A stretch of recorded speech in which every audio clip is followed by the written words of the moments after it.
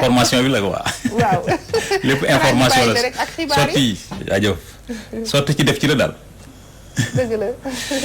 jaajëf soxna Ndeye Fatou Ndiaye ñu ngi lay sant di la gërëm kon mbokk yi bismillah ci xibaar yi tàmbale ko jàppante yu métti yoo xam ne am na suba tey jëlee fële ci diwaanu Mbuur dox ci diggante nappkat yi ak ñi nga xam ne di alkaati yi jàppante yi nag métti gi mu métti ak tar gi mu tar foo ko natt rek weesu na fa donte la nemmeekuñ si benn bakkan bu ci rot waaye lim bu tàkk ci ay nappkat teg nañ leen fa loxo ñoom nappkat yi ne jaral na leen ñu jàpp leen ñoom ñëpp waaye duñu bàyyi benn yoon nguur gi muy jëmal ab quai de pêche ci seen wax yi le jëwriñ ji ñuy dénk wàllu ko napp mi ànd ak délégation bu tàkk ñu ngi xamal ne ñu ngi si woon ci yoon wi ngir gis ak nappkat yi su ko defee daal ñu jéem a xool naka lañ def ba ak daal dellu si waat foofu nga xam moo di ci diwaanu Mbuur jéem nañ see jokko su ñaatango bi di Thierno Dafa xam naa ne daañ ci dellu si waat ak moom ci sunu yeneen i jotaayu xibaar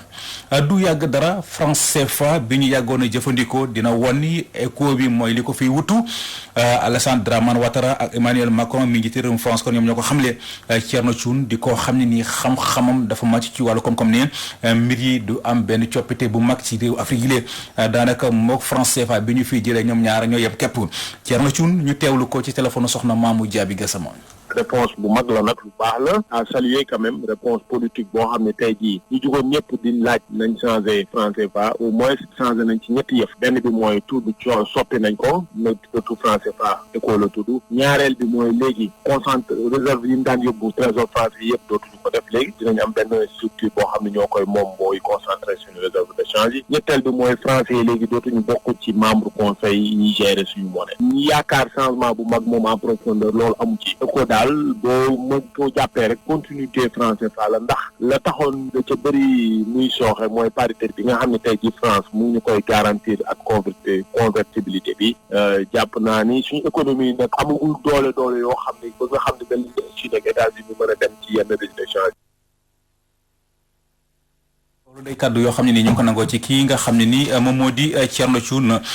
incha allah rabbi ay waxtaanam daañu ko yaatal ci ñaareelu xaaju xibaar yi feebar faju bu ñu deful ndànk dina jafe lool ci diwaanu Thiès rawatina ci njeexital at mi ñuy dëgmal gannaaw ba ñu bindee ab bataaxal artu jébal ko jëwriñ di ñu leen jaboote di saako ci moom mu wax ci seen mbir waaye dara ñoom liggéeykat yi nekkee ci hôpital Amadou Sakhari Jigéen daje dañ ko daal di créé benn fan boo xam daanaka duñ ko liggéey muy lu ñu fas yéene dàbbali su fekkente ne nguur gi mu ngi wéy di leen tànxablu Arona Diop mooy ndeyteefu syndicat gi ëmb liggéeykat yooyu le am na ci ay kàddu yu mu ci rotal ñu teewlu ko ci micro Ibrahima Ndiaye. donc li ñu dajale woon fii Thiès cadre bi mooy dañ yëg ni gouvernement bi dafa joxul fulla ak fayda cadre bi nga xamante ni depuis atu yàllaa ngi nii ñu déposé woon préavis de grève le 31 décembre 2018 ci table gouvernement bi pour ñu mën a waxtaan ci jafe-jafe yi nga xamante ni moom la ñuy dund jafe-jafe yi ñu ci njëkk a noté mooy discrimination bi ñu gis ci biir secteur santé te amu fa yoon. benn corps de métier représenté wul santé c'est tout un ensemble ñu jël benn corps de métier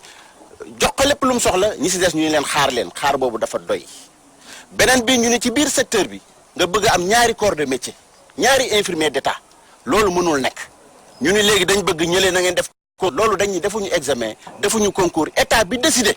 ni damay relever niveau infirmier d'état bi ci bac mooy jox les moyens pour ñëpp nekk ci même corps bi te jurisprudence am na fi ndax am na corps de métier yu nekk en extension ñu dugal leen ci yeneen corps te trala boobu dugguñ ci beneen bi ñu créé corps d'accueil pour les techniciens supérieurs mais après amul benn décret pour jël modalité yi ñooñu fekk leen loolu mooy leen mooy plan de carrière paramédicaux yi limité nañ ko dañ ñu loolu duñu ko d'accord te suñu responsabilité dëgg bëgg a jël population bi à témoin moo tax ñu toog ba mois de décembre ndax ñu ngi déposé woon suñu préavis le 31 décembre ba tey kenn faalewuñu yemuñ ci loolu ñu déposé ay courrier de relance le 22 juillet 2019 ñu déposé ko ministère de la santé avec accusé de réception numéro 81 72 faale wuñ ñu le 13 août ñu déposé ko bureau ministre de la santé accusé par le secrétaire particulier du ministre de la santé faale wuñ ñu dañu nag loolu défi bu ñu lancé la. décidé nañu décréter grève de 24 heures le 31 décembre 2019 muy grève ngoog loolu day kaddu yoo xam ne ni ñu ngi ko nangoo ci kii di Arouna Diop. SDTS doon benn ci kuréelu syndicat yi nekkee ci réew mi te ëmb ay liggéeykat ña ngay ñaawlu taxawaay yi njiital central syndical yi ñu ne seen poste moo leen gën a ñor ka défendre intérêt liggéeykat yi li ndaje mu yaatu mi ñu woote woon occasion la woon ñu daal di ñaawlu anam yi ñuy amale woon élection yi ngir tànn mbootaay yi nga xam moo gën a diis ci kuréelu syndicat yi li Talla Dia moo yëkkati kaddu yu ni mel ñu teewlu ko ci micro Théodore Semedo. syndicat yi joxee leen ak syndicat yi ni mu daan doxee du benn. waaw dama ci am mbetteel bu rëy ndax mbetteel bi ma ci am bu rëy mooy dañoo dem a dem ba syndicat yi ku ne am nga liberté waaye dañoo dem ba yàgg ñu oote benn bis réunion man ma ànd ak El Hadj Pape Gueye dem ci nga xay hôtel bi ñu convoqué ñu dem toog ba ñu fa demee ba ñu toogee ñu wax ni dañuy créer syndicat représentativité ci bokk na ci thème bi ñuy wax. gaa yi commencé complot lànk bañ a dem bañ a signé ji pap bi lànk ne lu ñu signé ba nga xëy lu ñu lànk lu ñu signé man la ñu jëkk a woo Souleymane Ndéné Ndiaye boobu moo nekk ministre premier ministre bi ma woo ma an pap gi ni ma dema uy demal bi ma xamee ni dem naa yàlla dogal ma dem waxtaan ak moom mu laaj mu ma wax ko ma signé bi ma signé nag ba gaa yi xam ne signé naa ci la ñu syndicat yëpp ku ñu woote nga dem signé ji ba ñu signé pak boobu ba ñu signé ba pare copie yooyu joxuñu ne ca ñu dem ba yàgg ñu ne syndicat yooyu ñeent la ñu reconnaître ñeent yi ñu reconnaître nag bu ñu demee élection représentativité li ñu gën a jaaxal mooy man candidat la woon nekkoon naa ci candidat yi waaye ba nga xamee ne bi gis naa ni gouvernement bi joxe na xaalis boo xëy ak i oto ñun joxuñu wamee la ma démissionné ni bàyyi naa nekkatuma candidat Demba Sock bu mu nu woo nu waxtaan ak moom bis bi la fa mujj a demee sedd ba nga méttee mustaam ci àddina waaye bañ xëy ni bi dem nañu ba élection yi def nañu ko ba mu jeex mu nekk deuxième ndax seen kenn mënu ko jiitu Sénégal gii ndax loo ko fal loo ko fa bàyyi fay nit ba nga xam ne bi yàlla dogal na mu dem Demba Sock ba mu faloo la mu waxoon te woon ak ñun bind ko ci këyit nu suñe ko ba mu faloo daf la war nu gannaaw ñu ko tuloo xam ndax dañ ko boo amee ñaar nga am kenn soo amee ñett jëlee ñaar nu jël kenn soo amee ñeent jox la kenn jël ñett soo gisee koo xam ne kii yàlla dogal na am na problème nga jóg taxawal ko waaye syndicat bu dee bay làqu ci mouvement mel ni fàttali travailleurs yi fàttali délégué de personnel yi. mu nga loolu day kàddu yoo xam ne nii ñu ngi ko nangoo ci kii di Talla Dia campagne yi jaay ak ngëndum gerte gi ak jafe-jafe yi nga xamante ci béykat yi dund saa su ne doon na lu metti kilifa diine ya nekkee fële ca Sil Malick Bassine dañoo profité ci benn ndaje mu ñu doon amal daal di sàkko ci nguur gi rawatina njiital réew mi Macky Sall mu génne ci loxol opérateur yi te moo di campagne jaay ak ngëndu gerte gi te dooleel Sonacos su ko defee ñuy mën di jënd gerte gi ci loxol béykat yi lu mucc ayib lay doon dañuy dem ca diwaanu Njaareem fekk fa Mamadou Makhtar Sarr.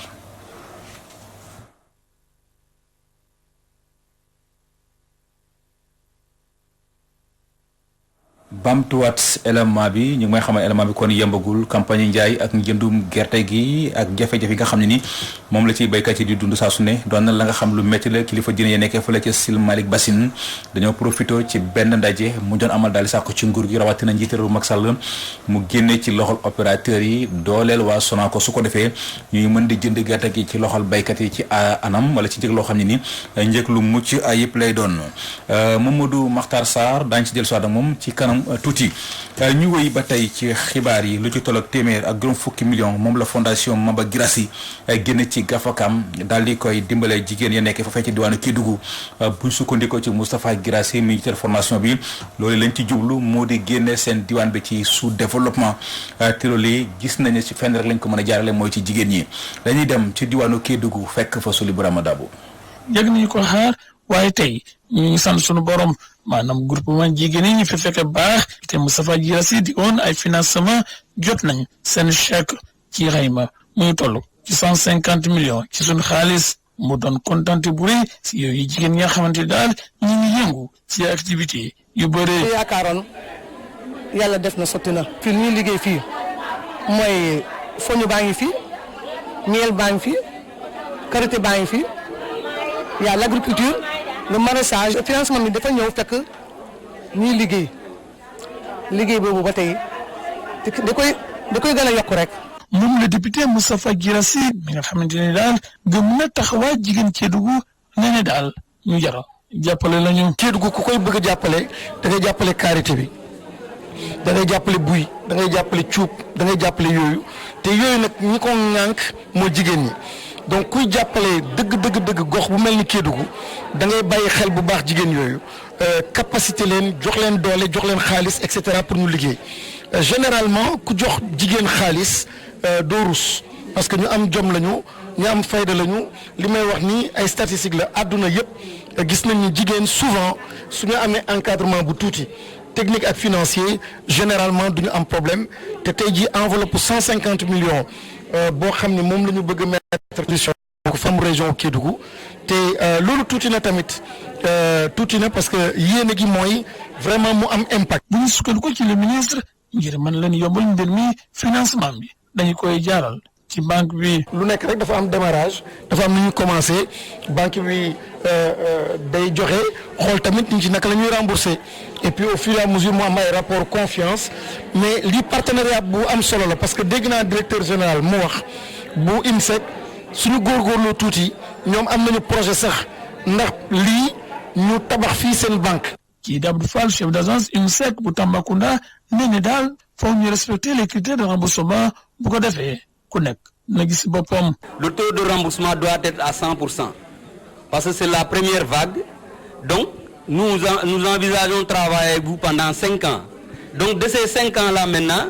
la pérennité de ces financements dépend des remboursements des promoteurs. Kédougou Soli Brahma Dabo Assane Sané pour la radio-télévision Walfadjri. jaajëf Soli Brahma Dabo ñu ngi lay sant di la gërëm wax naa ko sànq campagne njaay ak jëndum gerte gi ak jafe-jafe yi nga xamul ci béykat yi dund saa su ne doon na lu métti kilifa diine ya nekkee fële ca Sil Malick Bassine dañoo profité ci benn ndaje mu doon amal daal saako ci nguur gi rawatina njiité réew Macky Sall ngir mu génne ci loxol opérateur yi te doole Sonacos su ko defee ñu mën a jënd gerte gi ci loxol béykat yi ci njëkk lu mucc ayib dañuy dem ci diwaanu Njaareem fekk fa Mamadou Mokhtar Sarr. nguuru Sénégal bu fekkente ne dafa bëgg a lenqali mbayum gerte faaw mu dooleel Sonacos di ngëm-ngëmu kilifa dinay nekkee ci dëkk bi di Sil Malick Bassine di Serigne Bassirou Sy dolli na ci ne faaw ñu jële fi intermédiaires yi te Sonacos ñu jox ko ay koppar mu mën a jënd gerte gi ci njëg gu baax suñu ko defee mbay mi dina lenqaliku. problème bi mooy intermédiaires yi Sonacos dafa war a fi intermédiaire yi féete Sonacos moo fa war a féete baykat yi baykat yi waruñu am intermédiaire pour Sonacos moo war a sinon yi jënd gerte gi ak bitim réew bu ko jënd na ko Sonacos jënd ak baykat di ko jaay ñëpp su ko defee moom problème dootu am baykat yi baax ci Sonacos waaye bu bàyyee intermédiaire ñoo di ko jënd di ko jaay ci doy seen ko jënd Sonacos toog fi doomu am dara Sonacos prix yi muy dox dafa baaxut naa setu prix yu baax ñoom ñoo ko jaawaat leen léegi nag bu gouvernement bi jëloon responsabilité am jël Sonacos bokk mooy qu'il faut def politique bi ñu war a def bu ko defee moom muy def face ak baykat yi intermédiaire génn ci Sonacos du jënd gerte di ko jënd prix yu baax mais loolu problème la am Sonacos maanaam moom bu doon jënd gerte ci prix yi ko gars yi jëndee di ko naan jaay ci lim ci war a jaay gis mu téye ko loolu problème la am. kilifa diine yi nekkee ci Sil Malick Bassine dolli nañ ci ne jot nañu amal waxtaan wu yaa diggante ñi ngànk nguuru Sénégal ak organisation paysanne yi nekkee ci biir réew mi su ko defee ñu mën a saytu mbay mi ci nu mu waree. li rek mooy mbirum mbay mi moom mat naa waxtaane ndax coow yi ci am yëpp mën naa ñàkk ndax mag li mu ci def ku ko ci defandoo ak moom coow du ci am kon nag li rek mooy déglu ñi nga xam ne ñooy acteurs yi ñu waxtaane ko seet yan yoon moo gën a rafet ci gën a jëmal liggéey bi kanam loolu moom maa ngi koy ñaan mu woote ko. bi ñuy jeexal seen i kàddu Serigne Bassirou Sy dolli ci ne rafet nañu bu baax jéego yu nga xam ne nguuru Sénégal def na ko jëmale ko ci mbay mi ndax amal nañ subvention matériel agricole ak jiw bi nu mu waree. prix gerte fi toll nii tey bu su fa toll loolu Macky Sall sax dëkkantu doon moom bu am ndax bu am moom moo permettre bu ko defoon tey jii ñu ko jënd si mu téye leen ñu ñëw ndax baykat yi sonn nañu te bëgg leen dimbali war a xam prix yu baax li ci moom waxtaan rek la. Touba Mbacké Mamadou Makhtar Sarr pour la radio-télévision Walfadjri. jaajëf Mamadou Makhtar Sarr ñu ngi lay sant di la gërëm kuréel gi ñu duppee 100% nekk ca Fass génne nag ci gafagam lu ci tolloog 7 millions ci francs CFA jëndee ko ay fowukaay daal di koy neexalee xale wala ndongo yi nga xam ne ni ñoo gën a ràññee ko ca Fass Gueule Tapée Colobane bii nag di ñeenteel bi yoon ñu koy amal lu jëm nag ci jëf ji ak solo si nga xam ne ni am na ko Mariane Alia Gomis moom moo jiite kuréel gi am na ci ay leeral yu mu ci indi ñu teewlu ko ci micro Moussa Sène. initiative bi comme ni ñu ko waxee ñu ngi ko tàmbali depuis 2016 75 la ñu woon nag mais tey moom ñu ngi sant yàlla tey suñu 4e édition ñu ngi si presque 200 élèves donc xam nga loolu tamit lu rafet la te ñuy encouragé xale yi da leen di wax ne que on est très fiers d'eux parce que ay xale yoo xam ne 14 moo nekkoon moyenne bu baax bi ba ñuy commencé ak ñoom waxuma nekk quartier bi yëpp loolu la ñu am de mais ña ñu xamoon à l'époque ñu andi seen bulletin mais yoon note bi 14 la woon tey bu ñu demee ba ñoom ñu ngi am ay 19 tey 14 mooy la plus petite moyenne tey bi may complété yeneen kii yi nga xam ne dañ ñëw en retard parce que ku déggati léegi rek ne que en fait ku am bulletin am décembre da ngay daw si Tata Alice am naa note bu baax donc on était obligé jéem a repêcher ay quelques-uns mais tey ñi ma repêché ay 18 rek ñoo fa am amul sax am na ko am 1787 jëluma ko ay 18 ñoo fa am kon ma siy kontaan daal di ci kontaan di ci remercier ñi ma siy jàppale tamit parce que GIE bi ma formé tey bañ ko defee ba léegi yàggul mais ñu ngi ciy jàpp bu baax te lu am solo la parce que jigéen bu jógee rek lépp sotti dama bëgg jigéen yi dëkk ci quartier bi tamit ku ci mënti dégg lii wala nga seetaan ko rek nga ñëw wuyu suñu ci combat bi ñuy combat parce que combat wu ñëpp la daal ëpp na 3 millions de fu mu toll nii te voilà te loolu cadeau yi rek la.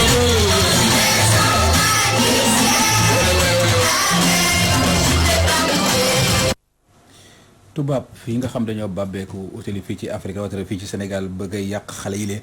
loolu dafa doon loo xam ne duñ ko nangu di ay kàddu yoo xam ne ñu ngi ko nangoo ci Thierno Cheikh Omar Tall di doom ci xalifa Omarien yëkkati daal si njiital réew Macky Sall ngir mu def kéemtalaay kàttanam boo dooleel daara yi lee Thierno Cheikh Omar Tall ñu teewlu ko ci micro Isatine. diine yi nga xamante ne ñooy defar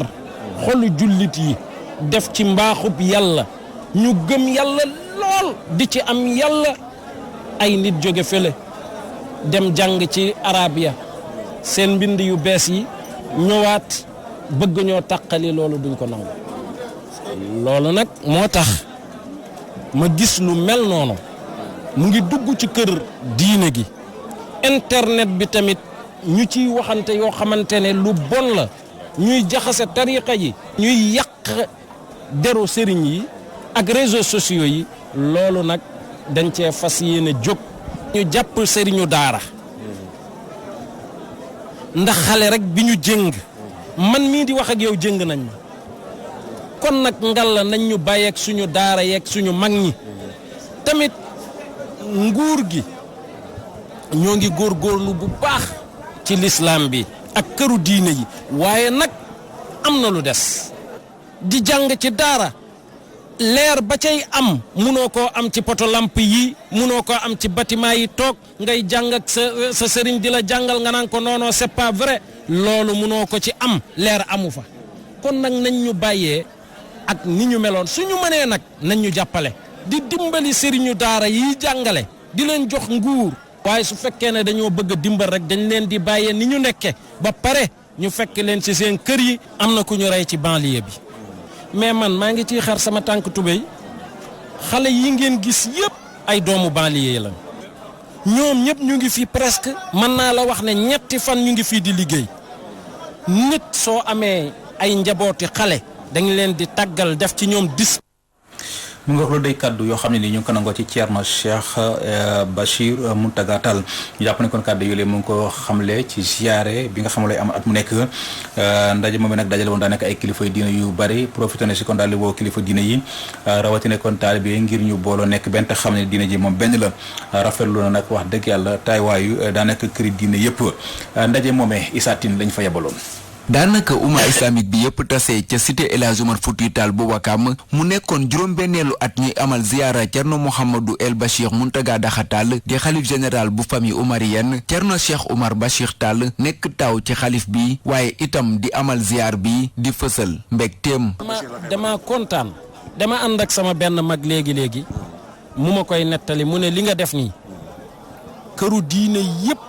nga jàngal fi mu toll nii ma ne ko déet Tall lépp yéen a ndax man duma dara yéen la mën na am amaana yàlla def ko jaarale ci man ma wax ko waaye ci seen lammiñ la génne. mu nekk ziar boo xam ne ñi ngi ko tuddee Cheikh Amadou Bamba Khadimu Rasoul Serigne Bara Lahat Mbacké di ndawal xalif général des Mourides moom nag muy fësal ne njabootu kilifa diine yépp dañoo war a booloo joxante loxo. di la jot li nuyoo Cheikh Mouhamadou Mountakha ak ñaanam ak cantam rafetal ga fu mu tàmbalee dafa sori. bu may ñëw fii damay fier ndax moom nii ma jëm si yow kenn ku nekk xam na ne am nga kilifa te wéeru nga ñu sàmmoonte bu baax ak kàddu ndax des fois di nga dégg kàddu yu jóg di génne ci ay atti diine jëm ci atti diine yoo xam ne du kaddu yoo xam ne kaddu yu mën a dégg la. Aminata Mbengue Ndiaye nekk njiital au conseil des collectivités territoriales moom muy gërëm njaboot gi yépp. di wax Thierno Bachir ni ko bi Ousmane Tanor Dieng dëddoo mu fekk la nga nekk à l'extérieur taxawaay boo waroon a taxaw ci sunu wet Thierno Madani ak imam taxawu nañu ko ci sunu wet. xalif bi di Thierno Bachir Tall ak Thierno Madani Tall ñuy fësal seen bëgg-bëgg mu di gis njaboot gi yépp booloo nekk benn. du moom mooy taawu papam de. kon waaye xalifa al xalifa yàlla la ci biir suufa bi. kon nag dal leen xalifa yàlla koy joxe. kala hen goto ko jiidanmi ɗum xëy na ku ne lu ma ko dërëtal da koy topp ndax dama leen topp man de sama dund bu fekkee dese naa ci lu ma xamul ñetteel ba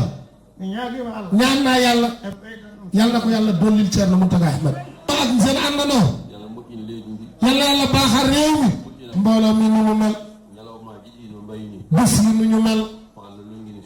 yàlla moo ko defat Cheikh Omar. mu nekk ku féete ci diggante njabootu kilifa diine yépp Thierno Cheikh Omar Bachir Tall muy sàkku ñu booloo jàmm waaye itam fexe ba li nga xam ne moom la fi mag ñi bàyyi woon ci réewum Sénégal ñu gën koo jëmmal moom mii di taaw xalif général bu famille omarienne mu ci tàllal loxo askan wi yépp.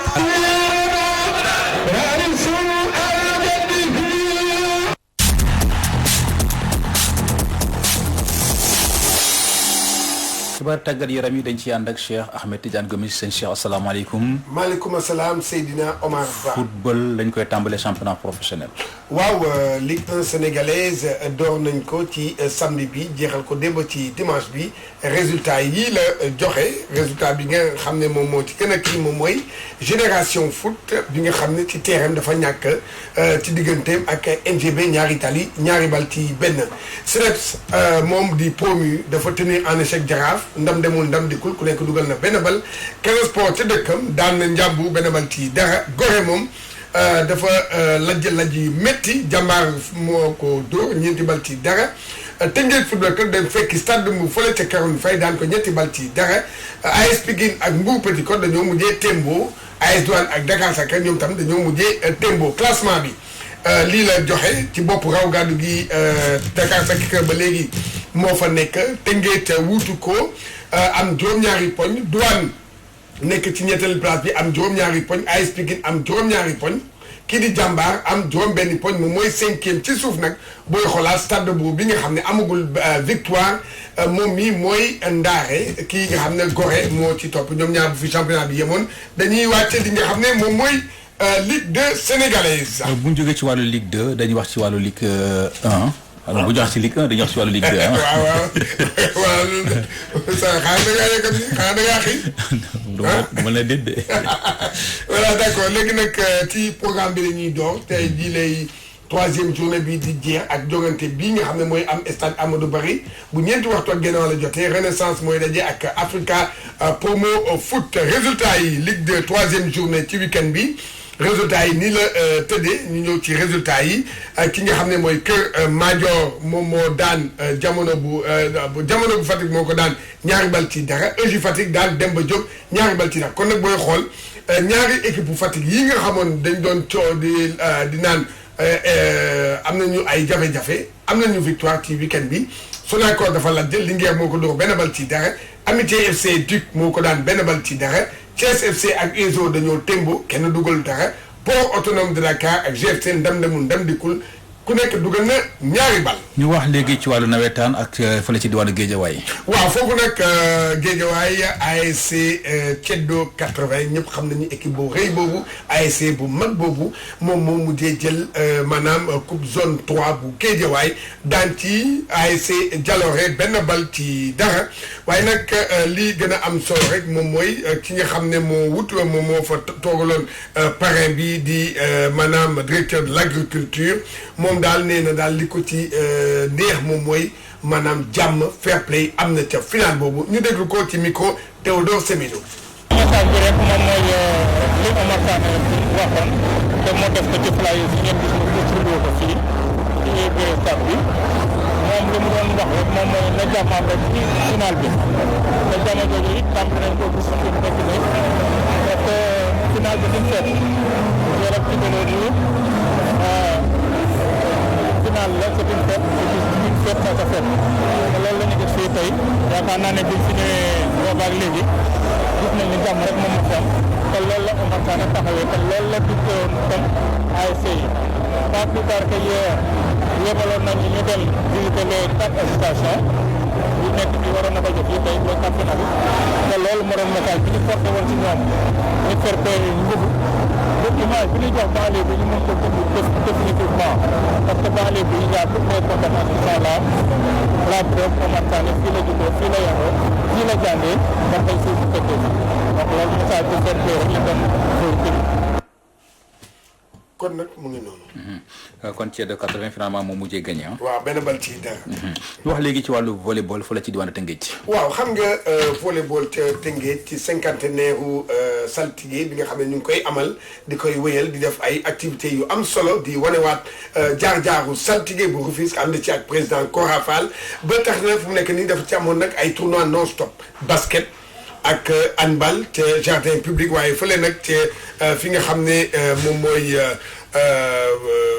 lii di waa saltige ba léegi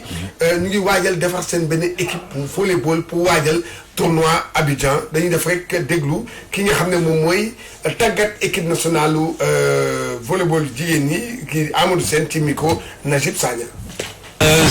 Volleyball dafa nekk discipline boo xam ne moo mujjee intégré saltige mais ay loolu tamit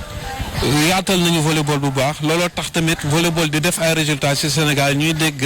saltige ba ñu koy gis muy jouer finale coupe du Sénégal bi passé donc ay xale lañ ci relève bi la ñu nekk et je pense que ni ñu ngi leen di bàyyi xel ci bu baax tey jii waa fédération sénégalaise de volleyball teewlu nañ événement bi indil nañ ñu ay coupe ak ay ballon vraiment pour que ñu mën a offrir des cadeaux place volleyball ci saltige am na solo trop parce que xale yi nga xam ne ni ñoo bokk saltige à l'échelle nationale ñi ngi leen di bàyyi xel donc vraiment ñi ngi ci élite bi donc li ñuy ñaan rek mooy autorité municipale yi ñi fi nekk tamit ñu def seen kéemtalaay kattan pour gën a jàppal club bi parce que du lu yomb parce que mën nga am benn club football bu mag ñu naan mi ngi jouer première division et cetera c'est bien beau mais li jafe ci sport mooy nga ñànk discipline yu bëri et pour quelle raison pour dëgmal sa dëkk pour turu dëkk bi xam nga loolu te loolu vocation saltige la. waaw muy dëgg bu wóor peng mooy que ab mairie da ngay topp ci sa discipline yëpp. jàppale ñëpp. du football rek. football rek nekkul foofu. am na fa basket. am na fa athlétisme. surtout saltige bii nga xam ne moom dafa club pluridisciplinaire la. saltige vraiment. lépp am na fa quoi. lépp am na handball. am na basket. am na athlétisme am na football et am na volleyball am na tamit lépp am na fa daal. macha allah dégg nga waaw ñoom rek te tey ñoom kese la. waaw war na mën a inspirer yeneen club yi ah. doo dégg te lépp mu ngi koy gérer. normal comme ni Jaraaf mel. ni GIA mel de équipe yooyu dañoo pluridisciplinaire. defe naa ne ñooñu la ñu wax a gën a jàppale parce que dañoo am ay discipline yu bari. jaajëf Cheikh Ahmed Tidiane Gomis ñu ngi koy sant di ko gërëm mbokk yi sax si foofu la ci lañu yëkkatee jotaay wi léegi li ñuy def mooy delloo kàddu gi soxna Ndeye Fatou Ndiaye su fekkente ne kon mu ngi ci barab rek ñu nuyu ko d'abord delloo ko li nga xam ni moom moo di kàddu gi ñu ngi may xamal ne kon Ndeye Fatou Ndiaye nekkagul ci yoon wi Ndeye Fatou kon maa ngi lay nuyuwaat. maa ngi lay delloo nuyoo Seydina. mbaa tawatu. sant yàlla bu baax. ana lan moo gën a fës tey ci magazine bi. waaw magazine bi nag li ci gën a fës Seydina Omar Ba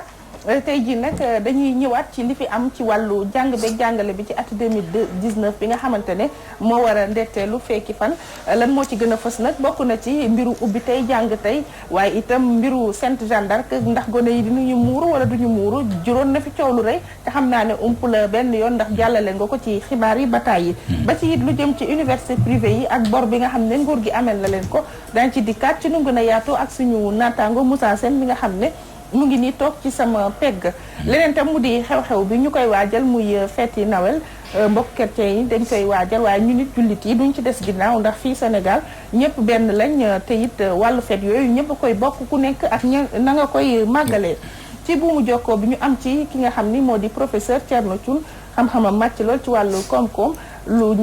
muy waxtaanee ak Mamou Diaby Gassama bokk na ci wàllu éco bi nga xam ne doon na koppar yu bees yi nga xam ne moo fi war a wutu franc CFA daan ci ñëwaat ak moom ci nu gën a yaatoo li ci yëglekaay yi ak yéenekaay yi tey jii nag ab soxna moo ñu ko jàngatal mu di Aïcha Diakhaté ci kanam tuuti lay doon Seydina Omar Ba. jaajëf mën na sëkk kon ci kanam tuuti lay doon jërëjëf soxna Ndeye Fatou Ndiaye ñu ngi koy sant di ko gërëm kon mbokki lii moo nekkoon li frusé woon ci wàllu xibaar ñu ngi sant di gërëm bu baax a baax Modou Fall mi fare woon ci xarale gi réalisation moom soxna Ndeye Fatou Ndiaye ci kaddu gi seen mbokk Seydina Omar Ba ñu leen di ñaanal mucc gu sax te ànd ak xéwal yàlla na ko yàlla tuur ci askanug sunu gaal ñu yendoog jàmm